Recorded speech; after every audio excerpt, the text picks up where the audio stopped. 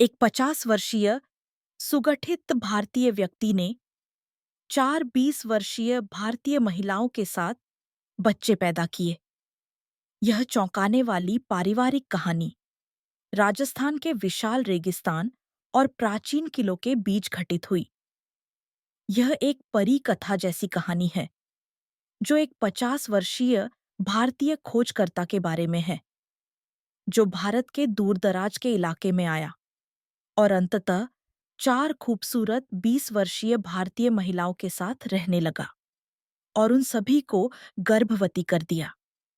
अधिक दिलचस्प कहानियों के लिए सदस्यता लें और लाइक करें। राजस्थान के विशाल थार रेगिस्तान में जब सूरज ढलता है तो रेत चमकीले केसरिया रंग में बदल जाती है, जिससे एक रहस्यमयी दृश्य बनता है जो उठती हुई लपटों की याद दिलाता है।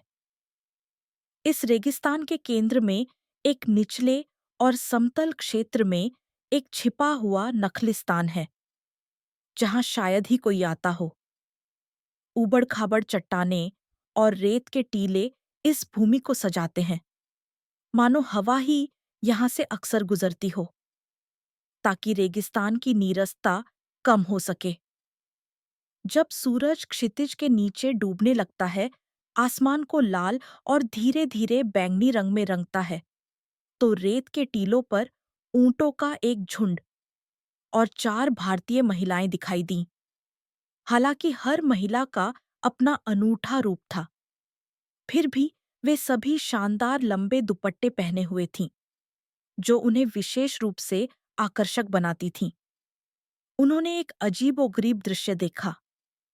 रेगिस्तान के बीच में एक भारतीय व्यक्ति बैठा था, जिसने एक छोटा टेंट लगाया हुआ था और एक साधारण अलाव जला रखा था।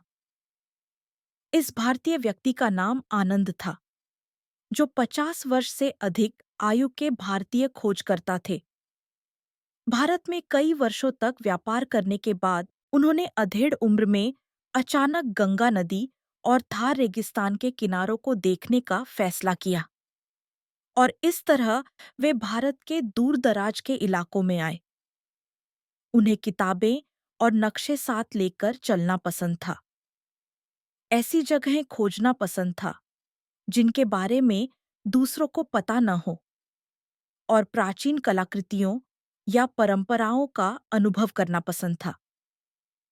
भारत में उन्होंने पर्यटकों से भरे जैसलमेर या जोधपुर के बजाय दूर-दराज के क्षेत्रों की गहराई से खोज करने का विकल्प चुना। उस दिन आनंद अपने शरीर को आराम दे रहे थे, जो दिन भर रेगिस्तान पार करने से थक गए थे, और वे अपने स्थानीय मार्गदर्शक के साथ नखलिस्तान के पास एक छोटे से अलाव के किनारे डेरा डाले हुए थे। हालांकि उनके स्थानीय मार्गदर्शक पानी के स्रोत की तलाश में गए हुए थे, तभी उन्होंने देखा कि 4 महिलाएं दूर से चली आ रही थीं। जैसे-जैसे वे करीब आती गईं, उन्होंने देखा कि वे 20 वर्ष से कुछ अधिक उम्र की 4 युवा भारतीय महिलाएं थीं। पहली नजर में उनकी विशिष्ट विशेषताएं और हल्के भूरे रंग की त्वचा रेगिस्तान के रंगों के साथ सामंजस्य बिठाती थीं, जिससे एक सुंदर विपरीतता पैदा होती थी। वे सभी शालीन और जीवंत थीं, और रेत पर उनका शालीन चलना प्रभावशाली था। रिया 20 वर्ष से कुछ अधिक उम्र की छोटी कद की, लेकिन बड़ी आंखों और थोड़ी शर्मीली मुस्कान वाली। वह रेगिस्तानी जीवन के लिए अनुकूलित लगती थी, आत्मविश्वास से ऊंट चला रही थी, जो उसके घुमंतू आदिवासी समुदाय से संबंध का संकेत था। मीरा 25 साल के आसपास की। वह पतली और सुगठित थी और आत्मविश्वास से चलती थी। उसने अपने लंबे काले बालों को पीठ पर गूंथी हुई चोटी में बांध रखा था, और उसकी मुस्कान आकर्षक और उज्ज्वल थी। सान्या 25 साल के आसपास की, शांत स्वभाव वाली और बौद्धिक आभा लिए हुए। वह आधुनिक शैली के पारंपरिक भारतीय कपड़े पहने हुए थी, जिन पर सुंदर कढ़ाई थी। जो बहुत आकर्षक थे। नूर 25 साल के आसपास की। वह चारों में सबसे गहरी और रहस्यमयी आंखों वाली थी। वह ज्यादा बात नहीं करती थी, मुख्य रूप से आंखों से संवाद करती थी, लेकिन कभी-कभी आश्चर्यजनक बुद्धिमत्ता दिखाती थी। उन्होंने अजनबी भारतीय व्यक्ति को चिंता के बजाय जिज्ञासा भरी नजरों से देखा। भारत के दूरदराज के इलाकों में किसी बाहरी व्यक्ति से मिलना दुर्लभ था, और उसे रेगिस्तान के बीच में अकेले अलाव के पास बैठा देखना और भी असामान्य था। नमस्ते। आनंद ने उन्हें अपनी थोड़ी टूटी-फूटी हिंदी में अभिवादन किया। मीरा चारों में से एक उसके पास आई। क्या आप राजस्थानी बोलती हैं? उसने पूछा। आनंद थोड़ा घबरा गए, जिससे उनके सीमित राजस्थानी ज्ञान का पता चला। फिर भी उन्होंने कुछ हिंदी और शारीरिक भाषा मिलाकर बातचीत शुरू करने में कामयाबी हासिल की। ये महिलाएं रेगिस्तान में यात्रा कर रही थीं, कई ऐतिहासिक स्थलों का दौरा कर रही थीं और एक स्थानीय सांस्कृतिक उत्सव पर जा रही थीं। लेकिन उनका छोटा ट्रक खराब हो गया था, इसलिए उन्हें ऊंटों पर और पैदल इस कठिन रास्ते पर चलना पड़ा। यात्रा उम्मीद से ज्यादा लंबी हो गई थी और उन्हें नखलिस्तान में रात बिताने की जरूरत थी। आनंद ने नक्शा निकाला और कहा, आह, अगर यह पास में है तो यह मेरे कल की योजना के मार्ग से मेल खाता है। अगर आप चाहें तो क्या आप मेरे और मेरे मार्गदर्शक के साथ कुछ दूर तक चलना चाहेंगी? उन्हें लगा कि रेगिस्तानी इलाके की उनकी जानकारी और जीपीएस डिवाइस उनके लिए उपयोगी हो सकते हैं। चारों महिलाओं ने एक दूसरे की ओर देखा और फुसफुसाकर बात की। क्या आप हमें वहां तक ले जा सकते हैं? हम आपको भुगतान कर सकते हैं, या हमारे दोस्त शायद जल्द ही पहुंचेंगे, लेकिन हमें यकीन नहीं है कि वह आसिकी। उन्होंने कहा। आनंद ने जवाब दिया, मैं कल भोर में निकलने की योजना बना रहा हूं, और चूंकि हम एक ही रास्ते पर हैं, तो शुल्क की चिंता न करें। आइए, हम एक साथ चलें। ये उन्होंने खुशी से कहा, और इस तरह उन्होंने यह अप्रत्याशित यात्रा शुरू की। उस रात सभी ने रेगिस्तान के बीच में टेंट लगाया और अलाव के चारों ओर बैठ गए। आनंद और चार महिलाओं ने एक साधारण रात का खाना साझा किया और एक दूसरे के बारे में कुछ जाना। मैं बचपन से ही रेगिस्तान के पास के गांव में रहती हूँ। मेरी माँ एक घुमंतू आदिवासी समुदाय से हैं और मेरे पिता शहर से थे, लेकिन वे कम उम्र में ही गुजर गए। रिया ने बताना शुरू किया। वह रेगिस्तान के लिए बहुत अनुकूलित थी और ऊंट चलाने में माहिर थी। मीरा ने कहा, मैंने दिल्ली में पढ़ाई की और लगभग 1 साल पहले यहाँ आ गई। मुझे भारत का प्राचीन इतिहास बहुत पसंद है, इसलिए जब भी मुझे समय मिलता है, मैं ऐतिहासिक स्थलों का दौरा करती हूँ। वह खुलकर हंसी। सान्या ने शांत भाव से कहा, मैंने भाषा विज्ञान में पढ़ाई की है। मैं प्राचीन भारतीय भाषाओं और लिपियों के निशान ढूंढने के लिए घूमती हूँ। वास्तव में मुझे आपके जैसे दुनिया भर के लोगों से बात करना पसंद है। कम बोलने वाली नूर ने कहा, मुझे तस्वीरें लेना और चीजों को रिकॉर्ड करना पसंद है। मेरा कैमरा खराब हो गया है, इसलिए थोड़ी परेशानी है। क्या आप जानते हैं कि इसे कैसे ठीक किया जाए? उसने आनंद से पूछा। आनंद ने कैमरे को देखा और कहा कि उन्हें मदद करने में खुशी होगी। तारों भरी रेगिस्तानी रात के नीचे अलग-अलग पृष्ठभूमि वाली चार महिलाओं और 50 वर्ष से अधिक आयु के भारतीय खोजकर्ता के बीच यह मुलाकात स्वाभाविक रूप से हुई, लगभग जादुई रूप से। उचित हास्य, साधारण जीवन कहानियां और भविष्य की अस्पष्ट उम्मीदें अलाव की चटक के साथ घुल मिल गईं। अगली सुबह हवा में पिछले दिन की गर्मी अब भी थी, लेकिन हवा अपेक्षाकृत ठंडी थी। स्थानीय मार्गदर्शक के वापस न आने के कारण आनंद ने अस्थायी रूप से अकेले गाड़ी चलाने का फैसला किया। गाड़ी एक पुरानी 4 व्हील ड्राइव एसयूवी थी, जो लंबे समय तक रेगिस्तान में चलने की धूल से ढकी हुई थी। शायद सभी को गाड़ी में फिट करना मुश्किल होगा, लेकिन हम ऊंटों के साथ चल सकते हैं, आनंद ने कहा। मीरा ने जवाब दिया, अच्छा विचार है। जब ऊंट थक जाएंगे तो हम बारी-बारी से गाड़ी में बैठ सकते हैं। और इस तरह कुछ लोग एसयूवी में बैठ गए और कुछ लोग ऊंटों के साथ, और दल रवाना हो गया। नूर गाड़ी की खिड़की से रेगिस्तान के दृश्यों की तस्वीरें ले रही थी, जबकि सान्या और रिया आगे चल रही थीं, ऊंटों के पास छोटी रेगिस्तानी पगडंडियों की तलाश में थीं। मीरा एसयूवी की सह-चालक सीट पर बैठी थी, कभी-कभार नक्शे की जांच करती और रास्ता बताती। यात्रा के कुछ घंटों तक सुचारू रूप से चलने के बाद दूर क्षितिज पर एक धुंधला बादल दिखाई दिया। रेत का तूफान लग रहा है, आनंद ने बुदबुदाया। यह भारत के रेगिस्तान की खोज करते समय उन्हें सबसे ज्यादा डर लगता था। अगर रेत का तूफान आता तो दृश्यता लगभग शून्य हो जाती और हर कोई आसानी से भटक सकता था, जिससे वाहनों और ऊंटों को खतरा होता। दल ने जल्दी से पास के एक चट्टानी इलाके को ढूंढ लिया और वहां शरण ली।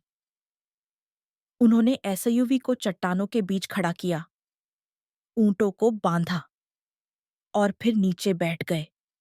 रेत के तूफान के गुजरने का इंतजार करने लगे। क्या आप ठीक हैं? कोई घायल तो नहीं हुआ? आनंद ने पूछा। चारों महिलाओं ने एक दूसरे की जांच की और सिर हिलाया। सौभाग्य से चट्टानों ने तूफान के चरम पर पहुंचने से पहले कुछ आश्रय प्रदान किया। आमतौर पर यह 1 या 2 घंटे में गुजर जाता है, रिया ने एक अनुभवी लहजे में कहा। मीरा ने अपने बैकपैक से पानी और स्नैक्स निकाले और कहा, घबराओ मत, हमारे पास पानी और खाना है, थोड़ा आराम करो। चट्टानी इलाके के आश्रय के कारण वे सुरक्षित रूप से संकट से उबरने में कामयाब रहे। हालांकि रेत का तूफान उनके पास से गुजर रहा था। खिड़की के बाहर उड़ती रेत को देखते हुए सान्या ने बुदबुदाया, यह रेगिस्तान वास्तव में विस्मयकारी है। यह हमें सुंदरता दिखाता है, लेकिन यह पल भर में भयानक शक्ति भी अनलीश कर सकता है। उस क्षण में भी नूर ने अपने कैमरे से इस दृश्य को कैद किया और एक शांत मुस्कान के साथ कहा, यह भारत का दूसरा पहलू है। रेत का तूफान गुजरने के बाद दल ने अपनी यात्रा जारी रखी। रेगिस्तान का तापमान पहले से ज्यादा था, जिससे ऊंट और लोग दोनों थके हुए थे।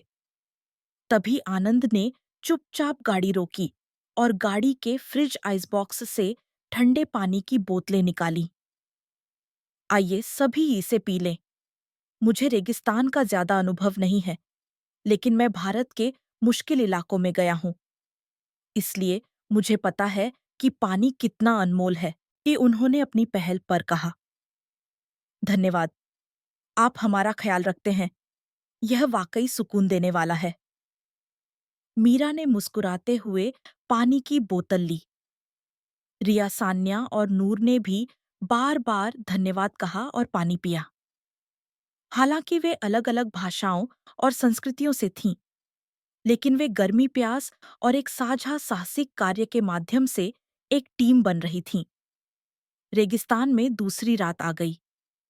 इस बार वे एक थोड़े आबाद गांव के पास चले गए और एक छोटे से खाली घर में ठहरे। स्थानीय निवासियों से घर का उपयोग करने की अनुमति मिलने के बाद दल ने उसमें से धूल झाड़ी और बिस्तर बिछाए। उस रात आनंद और महिलाएं अलाव के बजाय मोमबत्ती की रोशनी और लालटेन की चमक में बातचीत कर रही थीं। बातचीत स्वाभाविक रूप से एक दूसरे के अतीत मूल्यों और भविष्य की योजनाओं की कहानियों की ओर मुड़ गई। मैं प्राचीन भारतीय भाषाएं सीखना चाहती हूँ और भविष्य में अपनी परंपराओं को पुनर्जीवित करना चाहती हूँ। ऐसी कई भूली हुई भाषाएं और लिपियां हैं, जैसे संस्कृत और पाली। मीरा ने आगे कहा, भारत में भी कुछ परंपराएं या संप्रदाय बहुविवाह की अनुमति देते हैं, खासकर कुछ मुस्लिम समुदाय। लेकिन आधुनिक समाज में अधिकांश लोग एकल विवाह की इच्छा रखते हैं। फिर भी हम उसे छोड़ना भी नहीं चाहते। अंततः वे इस निष्कर्ष पर पहुंचे, भले ही कानूनी प्रक्रियाएं मुश्किल हों, क्या हम मन से एक साथ नहीं रह सकते? नूर ने ठंडी लेकिन दृढ़ता से कहा, अगर वह भी ऐसा चाहता है तो चलो, हम एक अनौपचारिक परिवार बने। कोई पहला या आखिरी नहीं होगा, बल्कि सब बराबर होंगे। सान्या और रिया ने सहमति व्यक्त की। उन्होंने कहा, यह हमारा जीवन है, इसलिए हम चुन सकते हैं। इस तरह चारों महिलाओं ने आनंद को बताया कि वे अनौपचारिक रूप से ही सही साथ रहना चाहती हैं। आनंद ने कहा, भारत में मेरी एक असफल शादी हुई थी और मैंने कभी नहीं सोचा था कि इतने सारे लोगों के साथ मेरा संबंध बनेगा। लेकिन ईमानदारी से कहूं तो मैं आप में से किसी को भी खोना नहीं चाहता। अगर ऐसा है तो मैं भी अपनी पूरी कोशिश करूंगा। और उनकी आंखों से आंसू बह निकले। उदयपुर में हुई घटना के बाद दल ने किसी तरह एक दूसरे के प्रति अपने दिल खोल दिए और उन्हें एक थोड़ी अजीब, लेकिन फिर भी अजीब-ओ-गरीब रूप से स्थिर भावना महसूस होने लगी। सान्या ने बाकी तीनों को समझाया, हमने एक परिवार की तरह रहने का फैसला कर लिया है, तो चलो बाकी की यात्रा एक साथ पूरी करते हैं। और उसके बाद हम कैसे रहेंगे, इस पर विस्तार से चर्चा करते हैं। आनंद भी सहमत हो गए। अगला गंतव्य हरिद्वार था, एक ऐसी जगह जो अपने प्राचीन मंदिरों और गंगा बांध के लिए प्रसिद्ध है। वे ट्रेन या बस से जा सकते थे, लेकिन आनंद ने एक वैन किराए पर ली, यह कहते हुए कि वह यात्रा को और अधिक आरामदायक बनाना चाहते थे। एक पर्याप्त सीटों वाली वैन महिलाओं और उनके साथ यात्रा करने के लिए। हरिद्वार जाते हुए मीरा ने शिकायत की कि उसे असहनीय सिरदर्द और चक्कर आ रहे थे। मुझे क्या हो गया है? मैं आमतौर पर ठीक रहती हूँ, रिया ने चिंतित मीरा को देखते हुए कहा। हो सकता है तुम गर्भवती हो, उसने हंसते हुए कहा, लेकिन उसे नहीं पता था कि यह मजाक अनपेक्षित रूप से सच हो जाएगा। हरिद्वार के अस्पताल में एक साधारण जांच के बाद मीरा को 5 सप्ताह की गर्भवती बताया गया। नहीं, ऐसा नहीं हो सकता। कौन सोच सकता था इतना जल्दी? मीरा हैरान थी, लेकिन उसके दिल के एक कोने में गर्माहट भर आई। आह, आखिरकार मेरा और उसका रिश्ता उतना भी दूर नहीं है। उसने ऐसा सोचना शुरू कर दिया। कुछ दिनों बाद अन्य महिलाएं भी धीरे-धीरे अपने शरीर में असामान्य बदलाव महसूस करने लगीं। सान्या को हर सुबह उल्टी सी महसूस होती, जैसे उसे मॉर्निंग सिकनेस हो। नूर का मिजाज बहुत गंभीर हो गया। रिया को भी माहवारी में देरी हो रही थी। अंत में जब सभी ने अस्पताल या फार्मेसी की परीक्षण किट से जांच की, तो वे आश्चर्यचकित रह गईं कि वे चारों गर्भवती थीं। यह संभव था क्योंकि समय काफी समान था। आनंद को यह सच्चाई पता चलने पर एक तरफ उन्हें सदमा लगा, तो दूसरी तरफ वे भावुक हो गए और उनकी आंखों से आंसू बह निकले। क्या यह संभव है? आप चारों मेरे बच्चे की मां बनने वाली हैं? हैरानी पहले थी, लेकिन साथ ही उन्हें यह भी डर था कि क्या वह इतने बड़े परिवार की जिम्मेदारी उठा पाएंगे? विभिन्न भावनाएं उनके मन में उमड़-घुमड़ रही थीं, यह सोचते हुए कि यह उनके जीवन का एक उपहार हो सकता है। हरिद्वार के डॉक्टर ने हल्की भौहें सिकोड़ी, लेकिन ज्यादा गहराई से पूछने की जहमत नहीं उठाई। भारत में ऐसी स्थिति कभी-कभी हो सकती है और डॉक्टरों को इस पुरुष और इन महिलाओं की स्थिति पर सवाल उठाने का कोई अधिकार नहीं था। समस्या कानून और समाज के दृष्टिकोण की थी।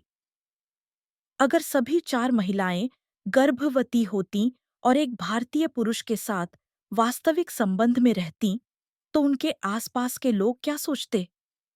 सान्या ने दृढ़ता से कहा, हमने आपस में बात की है। कानूनी प्रक्रियाएं मुश्किल हैं और हमें आसपास के लोगों के ध्यान से बोझिल महसूस होगा, लेकिन यह अभी भी हमारा चुना हुआ रास्ता है। रिया, मीरा और नूर ने भी सिर हिलाया। आनंद ने खुले विकल्प छोड़े। अगर स्थिति अनुमति देती है, तो हम भारत के कानूनों और प्रणालियों को देख सकते हैं और किसी तरह शादी का प्रमाण पत्र बना सकते हैं, या हम किसी दूसरे देश जा सकते हैं और कोई रास्ता निकाल सकते हैं। अंततः सभी इस निष्कर्ष पर पहुंचे, जो भी हो, चलो स्वीकार करें कि हम अब एक परिवार हैं और एक दूसरे की मदद करके जिए। सौभाग्य से चारों महिलाओं के पास कुछ आय, समर्थन या आधार था और आनंद ने भारत में भी कुछ संपत्ति जमा की थी, इसलिए आर्थिक रूप से वे किसी तरह प्रबंध कर सकती थीं। दल ने अस्थायी रूप से हरिद्वार की यात्रा पूरी की और फिर से दिल्ली की ओर, उत्तर की ओर बढ़ा। मीरा ने कहा, अगर हम गर्भवती हैं, तो हमें आराम करने के लिए एक स्थिर जगह चाहिए। हम हर समय एक होटल से दूसरे होटल में नहीं घूम सकते। उस सुबह मीरा के परिचित ने उसे बताया कि वे उन्हें दिल्ली के बाहरी इलाके में एक बड़ा स्वतंत्र घर अस्थायी रूप से किराए पर देंगे, और वे वहीं बस गए। इस घर में 5 कमरे, एक लिविंग रूम, एक रसोई घर और एक छोटा आंगन था। आनंद ने आश्चर्य से कहा, वाह, ऐसी जगह भी है। किराया मेरी उम्मीद से कम है। रिया ने हंसते हुए कहा, मकान मालिक कभी-कभी गैर स्थानीय लोगों से थोड़ा ज्यादा किराया वसूलते हैं, लेकिन मीरा ने जरूर बीच में कुछ अच्छा कहा होगा। चारों महिलाएं और आनंद इस तरह अपने नए घर में बस गए। उन्होंने तय किया कि 5 कमरों में से हर कोई एक-एक कमरे का उपयोग करेगा और एक कमरे का उपयोग बच्चों के खेलने के कमरे और साझा स्थान के रूप में किया जाएगा। वे सभी सहमत थे कि गर्भावस्था की प्रारंभिक अवस्था में महिलाओं को ज्यादा जोर नहीं देना चाहिए और घर पर आराम करना चाहिए। गर्भावस्था की प्रारंभिक अवस्था में चारों महिलाएं अलग-अलग लक्षणों और भावनाओं का अनुभव कर रही थीं। मीरा की मॉर्निंग सिकनेस इतनी गंभीर थी कि उसे खाने की गंध से भी अचानक उल्टी महसूस होती थी। सान्या शिकायत करती थी कि वह पूरे दिन थकी हुई रहती है और उसका दिमाग ठीक से काम नहीं करता। रिया के पेट से ज्यादा उसके मिजाज में उतार चढ़ाव होते थे, इसलिए वह अचानक रोने या हंसने लगती थी।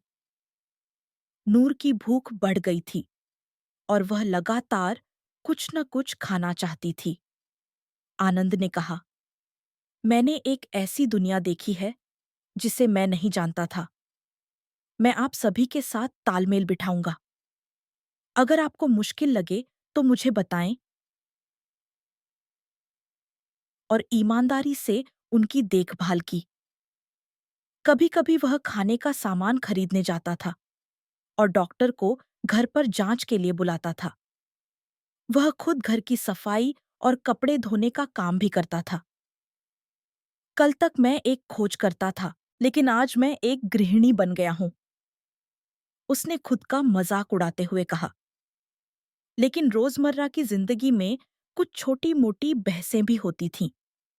उदाहरण के लिए, तुम केवल उसकी ही देखभाल करते हो, जैसी ईर्ष्या या गर्भवती महिलाओं के बीच राय का अंतर, जैसे मैं इस कमरे का तापमान थोड़ा कम करना चाहती हूँ। या मैं चाहती हूँ कि तुम मेरी बातों पर ज्यादा ध्यान दो। फिर भी क्योंकि वे जानते थे कि वे एक परिवार हैं, वे हर बार गंभीरता से बात करते थे और सुलह कर लेते थे। शुरुआत में पड़ोसी या परिचित सोचते थे, एक भारतीय आदमी 4 युवा भारतीय महिलाओं के साथ क्यों रह रहा है? लेकिन इन चारों महिलाओं और आनंद ने इसे सार्वजनिक रूप से छिपाया नहीं। इसके विपरीत, जब उन्होंने खुलासा किया कि उन्होंने साथ रहने का फैसला किया है और सभी गर्भवती हैं, तो उनसे सवाल पूछे जाते थे। कुछ रूढ़िवादी विचार वाले लोग भौहें सिकोड़ते थे, लेकिन कुछ युवा या खुले विचारों वाले लोग समझते थे। प्यार का स्वरूप कौन तय करता है? कि वह अकेला ही होगा, उन्होंने कहा, और कुछ ने इसे स्वीकार कर लिया। सान्या ने सैद्धांतिक रूप से समझाया, वास्तव में भारत में आधिकारिक रूप से कुछ धर्मों में बहुविवाह की अनुमति है। बेशक आधुनिक समाज में यह दुर्लभ है, लेकिन हम अपना रास्ता खुद बना सकते हैं, चाहे कोई कुछ भी कहे। एक दिन स्थानीय पुलिस घर पर आई यह देखने के लिए कि क्या वे ठीक से रह रहे हैं और वे किस तरह का काम कर रहे हैं। जब पुलिस को 4 गर्भवती महिलाओं के बारे में पता चला, तो उन्होंने अपनी भौहें सिकोड़ी और कुछ गलतफहमी के साथ कहा, "हम्मा, क्या कोई अवैध धंधा चल रहा है?" मीरा ने विस्तार से समझाया, "हम वेश्यावृत्ति जैसा कुछ भी नहीं कर रहे हैं। यह आदमी हमारे पति जैसा है। हमारे पास कानूनी दस्तावेज नहीं हैं, लेकिन हमने एक दूसरे से सहमति व्यक्त की है और हम मिलकर बच्चों की परवरिश करेंगे।" पुलिस कुछ हैरान थी और उन्होंने कहा कि वे समझ नहीं पा रहे हैं, लेकिन अगर कोई अवैध काम नहीं हो रहा है, तो वे चले जाएंगे। उस घटना के बाद उन्होंने फिर से कहा, कोई भी देश ऐसे रिश्ते को नीचा दिखा सकता है, लेकिन अगर हमने खुद यह रास्ता चुना है और एक दूसरे के प्रति जिम्मेदार हैं, तो कोई समस्या नहीं है। सुरक्षित तिमाही में प्रवेश करने के बाद मीरा, रिया और आनंद शहर के बाजार गए और बहुत सारा भोजन सामग्री खरीदी। आनंद ने कहा, मांस, सब्जियां, मसाले, मैं अपने पसंद के भारतीय व्यंजन भी बनाना चाहता हूँ। मीरा ने कहा, मैंने बचपन में लुची छोला जैसा कुछ खाया था। क्या हम भारत में भी ऐसा बना सकते हैं? जब वे घर लौटे, तो आनंद ने अपने पसंद का व्यंजन बनाने की कोशिश की और सान्या ने उसमें बहुत सारे टमाटर और मसालों से बनी एक पारंपरिक भारतीय चटनी मिलाई। प्रतिक्रिया जबरदस्त थी। रिया ने भावुक होकर एक और चम्मच लिया। यह बहुत स्वादिष्ट है।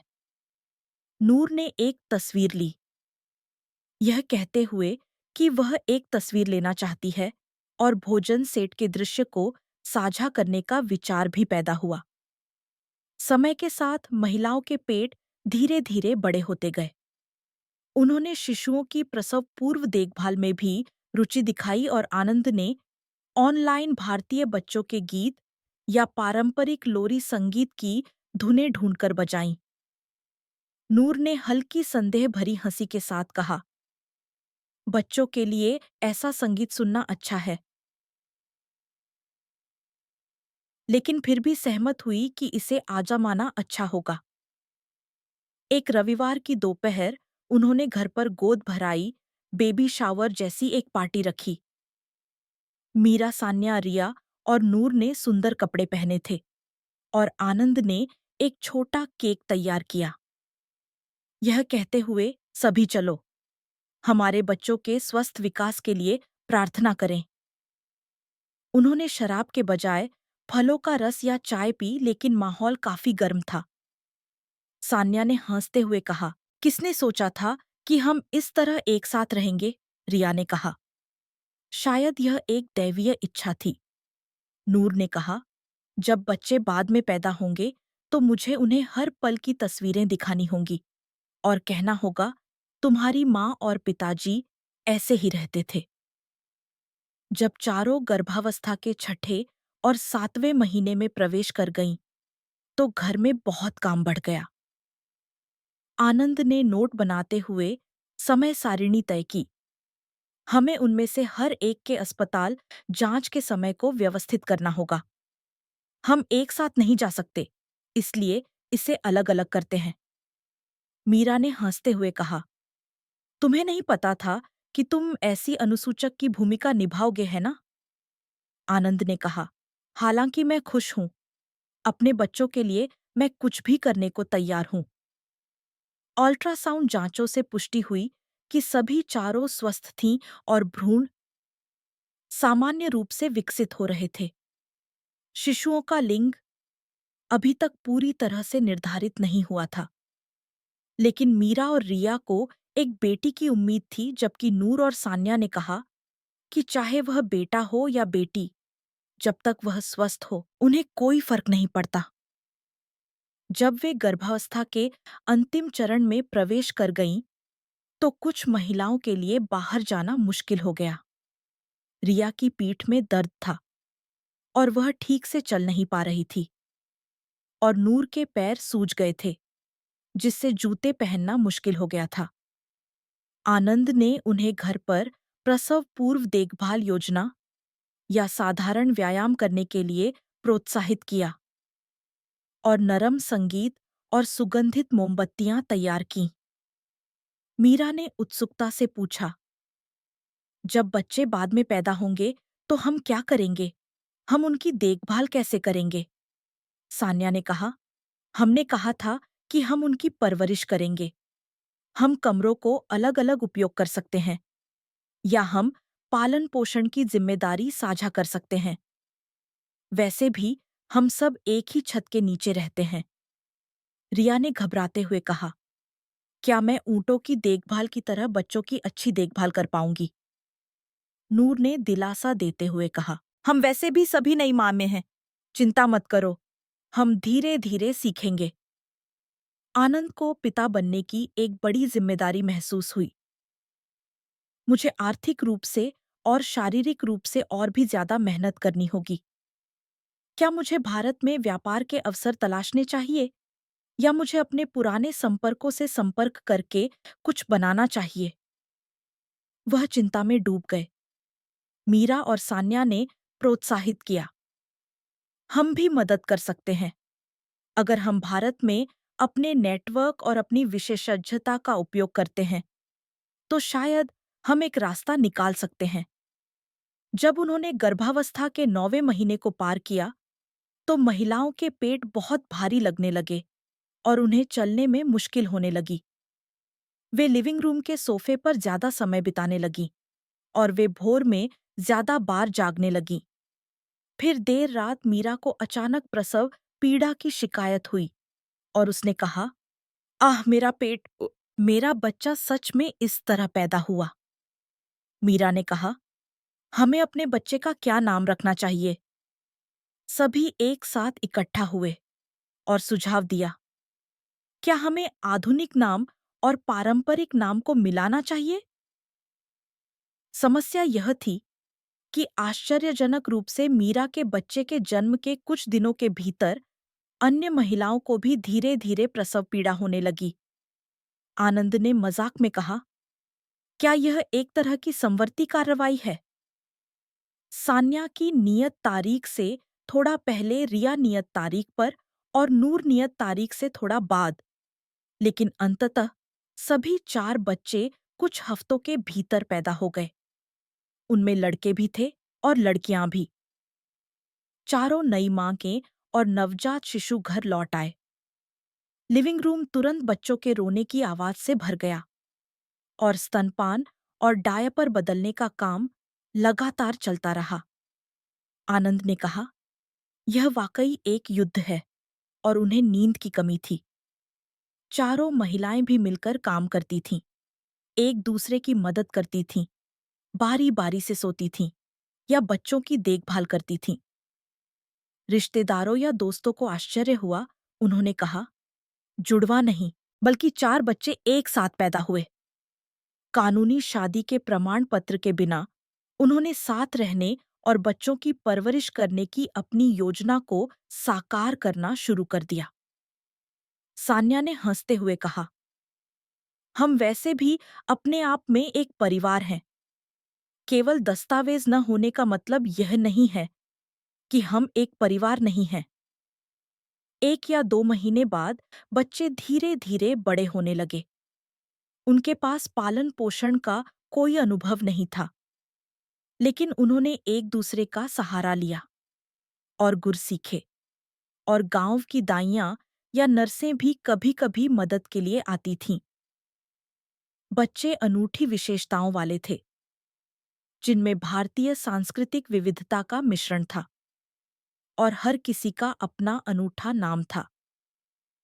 जब बच्चे 1 या 2 साल के हो गए और धीरे-धीरे बात करना और चलना सीख गए, तो यह बड़ा परिवार धीरे-धीरे बाहर की गतिविधियों में विस्तार करने लगा। आनंद धीरे-धीरे भारत की आर्थिक परियोजनाओं या सांस्कृतिक आदान-प्रदान परियोजनाओं में शामिल हो गए और सान्या ने अपनी प्राचीन भारतीय भाषा के शोध के आधार पर पर्यटन संबंधी कामों में सहयोग करना शुरू कर दिया। मीरा और रिया कभी-कभी कृषि और विरासत व्याख्याता की भूमिका निभाती थीं और नूर ने तो अपने फोटोग्राफी कार्यों को इकट्ठा करके एक छोटी पुस्तिका भी प्रकाशित की। आनंद ने कहा, अगर हमारे बच्चे स्वाभाविक रूप से अपनी भारतीय संस्कृति के विभिन्न पहलुओं को समझते हैं, तो यह बहुत अच्छा होगा। मीरा ने जवाब दिया, तो उदाहरण के लिए दिवाली पर मोमो बनाते हैं। भारतीय त्योहारों पर चलो अपने पारंपरिक भोजन को भी एक साथ बनाते हैं।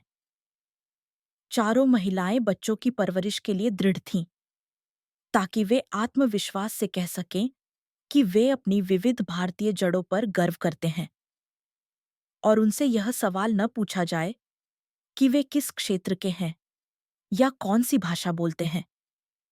शुरुआत में उन्हें आसपास के लोगों की प्रतिक्रिया की हमेशा चिंता रहती थी, जो समय के साथ धीरे-धीरे कम होती गई।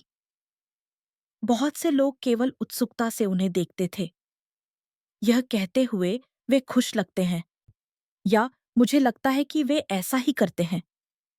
कुछ लोगों ने तो इसे शांति से स्वीकार भी कर लिया, यह कहते हुए वे खुश लगते हैं तो जो भी हो। दूसरी ओर कुछ रूढ़िवादी लोगों ने होंठ सिकोड़े, यह कहते हुए, क्या वह विधर्मी है? ऐसी चीज कहाँ होती है? हालांकि उन्होंने उन्हें सीधे परेशान नहीं किया या कानूनी समस्याएं पैदा नहीं की। सान्या ने आशावादी रूप से कहा, अगर हम कड़ी मेहनत करते हैं और आसपास के लोगों को परेशानी नहीं देते हैं, तो हम हस्तक्षेप नहीं करेंगे। और वास्तव में ऐसा ही हुआ। आनंद बच्चों के जन्म पंजीकरण को भारतीय तरीके से बिना किसी अलग औपचारिक विवाह प्रमाण पत्र के भी कराने में सक्षम थे।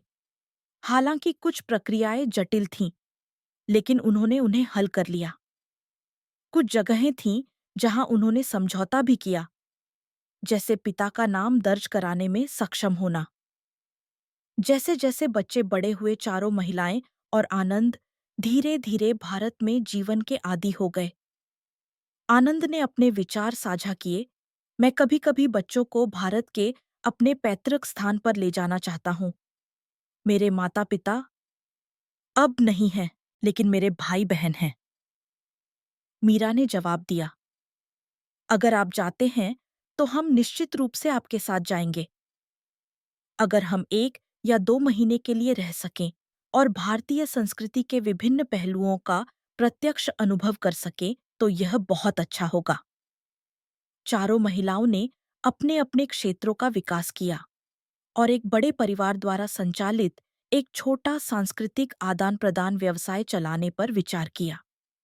उदाहरण के लिए कई विचार थे, जैसे विभिन्न भारतीय पारंपरिक भोजन पकाने की कक्षाएं, खंडहरों के लिए अंग्रेजी और हिंदी व्याख्या वाली यात्राएं और रेगिस्तानी साहसिक शिविर।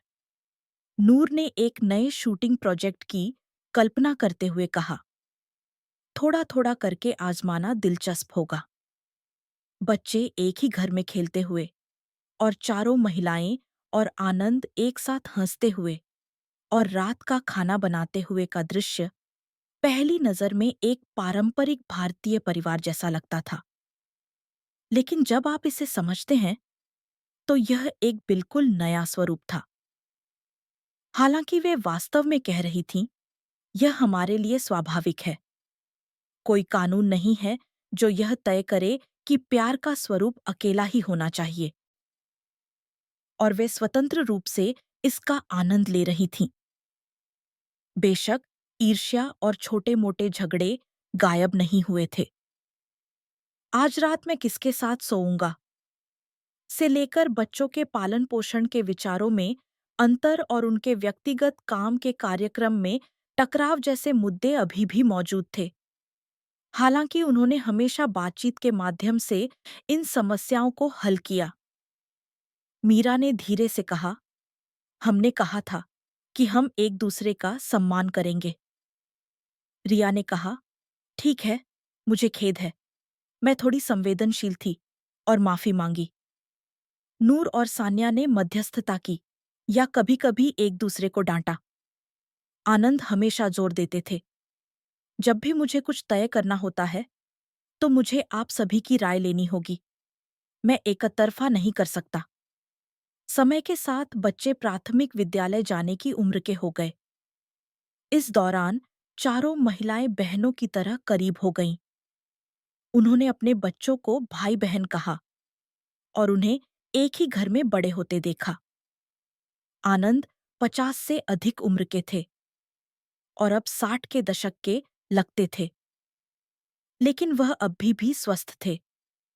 और उन्होंने कहा कि जब भी वह बच्चों के भविष्य के बारे में सोचते हैं तो हर दिन अनमोल लगता है। इस परिवार की जीवन शैली की अक्सर आसपास के लोग बात करते थे। मुझे लगता है कि वे एक दूसरे के बहुत करीब हैं और बच्चे भी स्वस्थ रूप से बढ़ रहे हैं। अगर वे अच्छे से जी रहे हैं तो भले ही कानून या रीति रिवाज वैसे हों, कोई बात नहीं। यह एक सामान्य प्रतिक्रिया थी।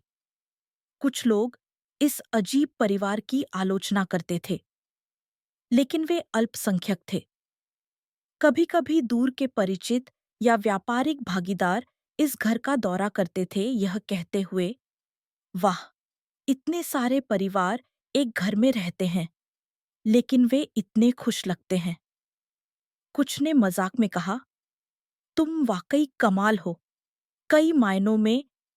लेकिन आनंद ने कहा, मुझे नहीं लगता कि प्यार को केवल एक व्यक्ति के सूत्र में हमेशा सही होना चाहिए। हम एक दूसरे का सम्मान करते हैं और हर कोई इसे चाहता है, इसलिए ऐसा है। मैं बस इस जीवन के लिए आभारी हूँ। बच्चे धीरे-धीरे एक साथ हिंदी और स्थानीय बोलियां दोनों भाषाएं सीख रहे थे और उन्हें अपनी जड़ों पर गर्व था। हो सकता है कि स्कूल में उन्हें छेड़ा जाए, यह कहते हुए, तुम्हारे पिता हैं और तुम्हारी 4 माएँ हैं। लेकिन उन्होंने इसे सकारात्मक रूप से लिया, यह कहते हुए, हमारा परिवार बहुत खास है। यह बहुत ज्यादा मजेदार है। वे अभी भी हर दिन एक साहसिक कार्य की तरह बिताते हैं। कभी-कभी वे अपने परिवार के साथ रेगिस्तान की यात्रा पर जाते हैं या राजस्थान के किलों या प्राचीन मंदिरों का फिर से दौरा करते हैं। बच्चों को प्राचीन विरासत दिखाते हैं। वह दिन जल्द ही आएगा जब वे बच्चों को भारत की महान दीवार जैसे कुंभलगढ़ किला की भव्यता, लाल किले की महिमा और मुंबई की आधुनिक हलचल को दिखाएंगे और उन्हें एक और संस्कृति के बारे में बताएंगे। इस प्रकार 50 से अधिक उम्र के भारतीय खोजकर्ता आनंद और भारत के दूरदराज के इलाके में उनसे मिली 20 वर्षीय भारतीय महिलाएं मीरा, सान्या, रिया और नूर द्वारा बनाए गए बड़े परिवार की कहानी केवल एक साहसिक कार्य के रूप में समाप्त नहीं हुई। उन्होंने एक दूसरे को परिवार कहा और रेगिस्तान की तेज धूप और दिल्ली, उदयपुर और हरिद्वार के प्राचीन स्थलों के बीच घूमते हुए हर पल नए प्यार झगड़ों और सुलह का अनुभव किया।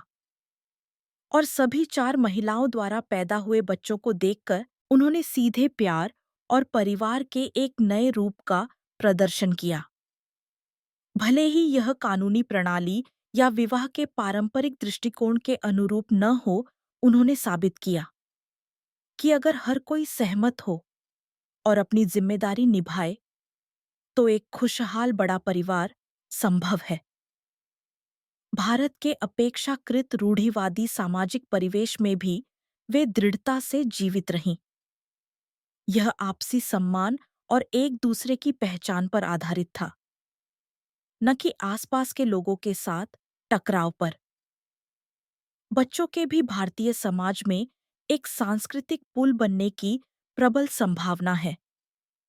वे 2 भाषाओं और संस्कृतियों में पारंगत होंगे। जैसा कि मीरा ने कहा, प्यार का स्वरूप कौन तय करता है कि वह अकेला ही होगा? अगर हम ईमानदारी से एक दूसरे की परवाह करते हैं और जिम्मेदारी लेते हैं, तो बस इतना ही काफी है। उन्होंने सांसारिक पूर्वाग्रहों और सीमाओं से परे अपना खुद का नखलिस्तान बनाया। रेगिस्तान के बीच में खिलने वाला यह अनूठा और सुंदर प्यार, भले ही समय बीत जाए, एक किंवदंती की तरह प्रसारित होता रहेगा। आज की शानदार कहानी सुनने के लिए धन्यवाद।